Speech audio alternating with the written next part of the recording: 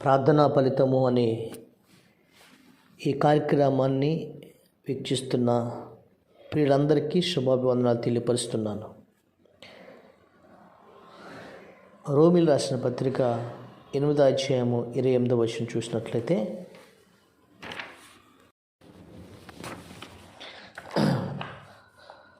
ప్రార్థనా ఫలితం అనే ఈ కార్యక్రమాన్ని వీక్షిస్తున్న ప్రియులందరికీ ప్రభు పేరిట శుభాలు వందనాలు తెలియపరుస్తున్నాను. మీరు చివరి వరకు వచ్చి ఆఖరి క్షణంలో నీ కార్యం ఆగిపోయిందా? వివాహ సంబంధం వచ్చి ఆఖరి క్షణంలో ఆగిపోయిందా? ఉద్యోగ విషయంలో అంతా అయిపోయింది, ఆఖరి క్షణం ఇంటర్వ్యూలో ఆగిపోయిందా? ఈరోజు ఏ విషయంలో ఆఖరి వరకు వచ్చి ఆఖరి క్షణంలో ఆగిపోయిందో నీ జీవితంలో అన్నీ నీ మేలుకే దేవుడు జరిగిస్తాడు. అన్నీ ఆఖరి వరకు వచ్చి ఆగిపోయిందని నీవు చింతించవద్దు. ఊహించిన కార్యాన్ని దేవుడు చేస్తాడు. రోమిల్ రాసిన పత్రిక 8వ అధ్యాయం 28వ వచనం చూసినట్లయితే, దేవుని ప్రేమించే వారికి అనగా ఆయన సంకల్పం చొప్పున పిలువబడిన వారికి మేలు కలుగుటకై సమస్తమును సమకూడి జరుగుతాయి అని ప్రభు చెప్పాడు. దేవుని ప్రేమించే వారికి సమస్తమును సమకూడి జరుగుతాయి. పిల్లరా, స్కాట్లాండ్ దేశంలో ఒక కుటుంబం ఉంది. అది భక్తిగల కుటుంబం. ఆయనకు 9 మంది పిల్లలు. ఆయన ఆ ప్రాంతంలో చాలా పేద కుటుంబం. వారిని పోషించలేక ఆయన పేరు క్లార్క్ గారు. భక్తుడైన క్లార్క్ గారి కుటుంబం. ఆ క్లార్క్ గారు అనుకున్నాడు, ఇక్కడ ఎంతకాలం ఉన్నా నా బిడ్డలకి నేనేమి సంపాదించలేను, తినటానికి కూడా కష్టంగా ఉంది. అమెరికా దేశం వెళ్ళి అక్కడ ఏదన్నా పని చేసుకొని అక్కడ కొంచెం సెటిల్ అవ్వాలని అనుకున్నాడు. ఆ రోజుల్లో కూడా ఇప్పుడు చూడండి, ఇక్కడ మన ఎక్కడో ప్రాంతం నుంచి ఒక కంపెనీ ఉన్న ప్రాంతానికి, ఒక ఉద్యోగాలు ఉన్న స్థలానికి వెళ్తారు కదా. అలాగే అనేక మంది స్కాట్లాండ్ దేశం నుంచి అమెరికా వెళ్ళి సెటిల్ అయిపోతున్నా ఉన్నారు. ఈ క్లార్క్ గారు కూడా కొంత ధనాన్ని కూడబెట్టుకున్నాడు. ఆ తర్వాత వీసాకి డబ్బులు కూడా చూసుకున్నాడు. వీసా కూడా వచ్చేసింది. ఆ షిప్కి ఇంకా అంతా లైన్ క్లియర్ అయిపోయింది. ఇంకా 14 రోజుల కల్లా ఆ షిప్ ఎక్కి ఓడ ఎక్కి అమెరికా వెళ్ళిపోవాలి. అంత సిద్ధంగా ఉంది. సర్వం సిద్ధపరచుకున్నాడు.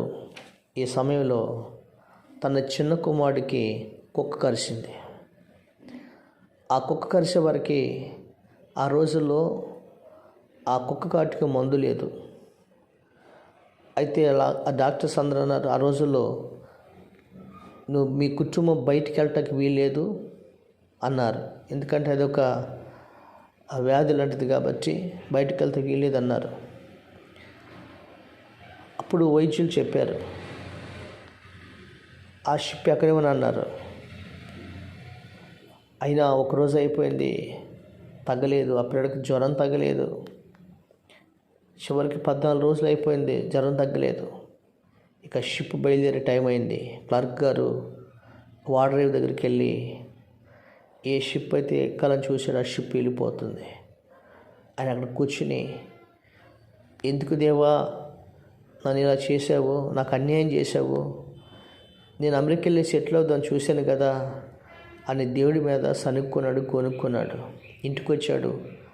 తన చిన్న కుమారుడి మీద కూడా, నీ వల్లేరా నేను ఆగిపోయాను, నీ వల్లే ఇదంతా జరిగింది, తన చిన్న కుమారుని కూడా తిట్టాడు. ఇంటికి వచ్చి చాలా ఫ్రస్ట్రేషన్లో ఉన్నాడు. ఒక 5 రోజుల తర్వాత స్కాట్లాండ్ దేశం అంతా కూడా ఒక వార్త వినబడింది. ఆ వార్త ఏంటంటే, ఇక్కడ నుంచి బయలుదేరిన టైటానిక్ అనే షిప్ ఓడ సముద్రంలో మునిగిపోయింది. 1000 మంది చనిపోయారు.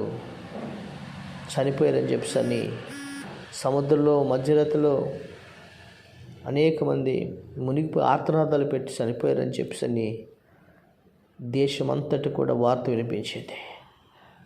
ఆ వార్త విన్న క్లార్క్ గారు ఒక్కసారిగా కూలబడిపోయాడు.